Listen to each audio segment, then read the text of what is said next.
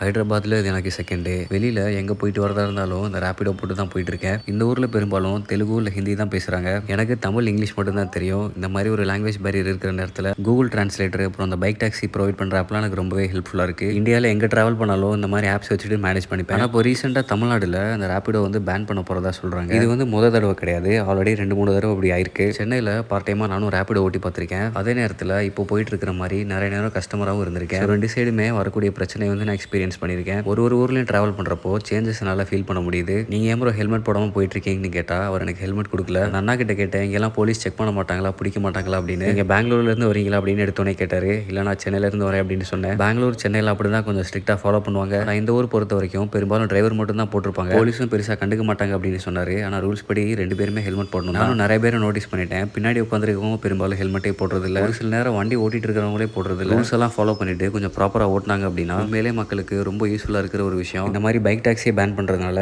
என்னையும் உங்களையும் சேர்த்து நிறைய பேர் பாதிக்கப்படுவாங்க. கொஞ்சம் ரெகுலரைஸ் பண்ணி ரூல்ஸ் எல்லாம் போடலாமே தவிர நல்ல டிமாண்ட் இருக்கிற சர்வீஸை டோட்டலாக பேன் பண்ணுறது ஒரு ஸ்மார்ட்டான மூவாக இருக்காது. ஊருக்கு கிளம்பலான்னு கரையில் பஸ் ஸ்டாண்ட் வந்தேன். உள்ள ஒருத்தரை வெளியே பிடிச்சி தள்ளிட்டு இருந்தாங்க. அங்கே என்ன பிரச்சனை நடந்துச்சு அப்படின்னு தெரியல. பட் இருந்தாலும் அவரை கொஞ்சம் பொறுமையாக ஹேண்டில் பண்ணிருக்கலாம் அப்படின்னு தோணுச்சு. பக்கத்துலேயே போலீஸ்லாம் இருந்தாங்க, அவங்கள்ட்ட கூட இன்ஃபார்ம் பண்ணிருக்கலாம். இந்த ஊர்லேயும் சாம்பார் பெங்களூர் மாதிரி ஸ்வீட்டாக தான் இருந்துச்சு. காலேஜ் ஸ்டூடெண்ட்ஸ் மட்டும் இல்லை, நிறைய ஆஃபீஸ் போகிறவங்களே சேலரி பத்தாம ரொம்ப ஸ்ட்ரெஸ்ஃபுல்லாக இருக்குது அப்படின்னு இந்த மாதிரி பைக் டாக்ஸியை வந்து ஓட்டிட்டு இருக்காங்க. பைக் டாக்ஸிக்கு ஒரு இன்டெரக்ட் ஆல்டர்னேட்டிவாக பார்க்கப்படுறது இந்த ஆட்டோ தான். வருஷமாக மக்கள் ஆட்டோவில் தான் போயிட்டு இருப்பாங்க. ஆனால் மக்களுக்கு ஒரு பெட்டர் ஆப்ஷன் இருக்குன்ற போது கண்டிப்பாக அதை தான் ப்ரிஃபர் பண்ணுவாங்க. கண்டிப்பாக எனக்கு தேவை இருக்குன்றப்போ நான் ஆட்டோவில் தான் போகிறேன். நிறைய பேர் மீட்டர் போட்டு ஓட்டுறதில்ல, மீட்டருக்கு மேலே தான் காசு கேட்குறாங்க. ஒரு 50-60 ரூபா கொடுத்து போகிற இடத்துல 100-120 ரூபா கொடுத்து போகிற மாதிரி இருக்குது. ஆனால் ஆட்டோவாக இருந்தாலும் சரி, கேபாக இருந்தாலும் சரி, இல்லை இந்த மாதிரி பைக் டாக்ஸியாக இருந்தாலும் சரி, எல்லாருக்குமே காமனாக இருக்கிற பிரச்சனை வந்து இந்த E20 தான். அதை நினச்சாலே கொஞ்சம் வருத்தமாக தான் இருக்குது. இப்போ கூட மாட்டுத்தாவணி பஸ் ஸ்டாண்டில் இருந்து வீட்டுக்கு போகிறது 150 ரூபா ஆகும் அப்படின்னு சொன்னார். இதே இந்த ரேப்பிடோ ஆப்பில் பார்க்குறப்போ 70 ருபீஸ் நம்ம தான் போட்டு, பைக்கில் போனேன்னா 36 ரூபா தான் காட்டுது. ஆனால் நானே பைக் ஓட்டுறேன் அப்படின்னா அந்த 30 ருபீஸ்க்குலாம் ஆர்டர் எடுக்க மாட்டேன். அதுலேயும் கமிஷன் அப்படின்னு பாதி பிடிச்சிப்பாங்க. 20 ருபீஸே நம்ம தான் கை கிடைக்கும். அதனால் அதை டபுள் பண்ணி ஒரு 60 ருபீஸ் அப்படின்னு கொடுத்துருவேன். ரூல்ஸ் படி பார்த்தா அவங்கள்ட்ட எக்ஸ்ட்ரா காசுலாம் கொடுக்கக்கூடாது தான். ஆட்டோவில் ஒரு ஆள் தான் போகிறேன், அங்கே 150 ருபீஸ் கொடுக்குறதுக்கு ரேப்பிடோ ஃபேரை டபுள் பண்ணி 60 ருபீஸ்ன்னு கொடுக்குறது எனக்கு கொஞ்சம் பெனிஃபிட்டிங்காக தான் இருக்குது. அதுக்குன்னு ரேப்பிடோ டிரைவர் நிறைய டிமாண்ட் பண்ணி கேட்டாலும் தப்பு தான். ரைடு ஸ்டார்ட் பண்ணுறதுக்கு முன்னாடி இன்ஃபார்ம் பண்ணிடலாம், இல்லை கஸ்டமராக பார்த்து கொடுத்தாங்கன்னா வாங்கிக்கலாம், இல்லை வேறு ரைடு பிடிச்சிக்கலாம். இதை பற்றி உங்களுடைய தாட்ஸை கமெண்ட்டில் சொல்லுங்கள். இந்த வீடியோ பிடிச்சிருக்கலாம் லைக் பண்ணிடுங்க, சேனலுக்கு மறக்காமல் சப்ஸ்கிரைப் பண்ணிடுங்க. பாய்.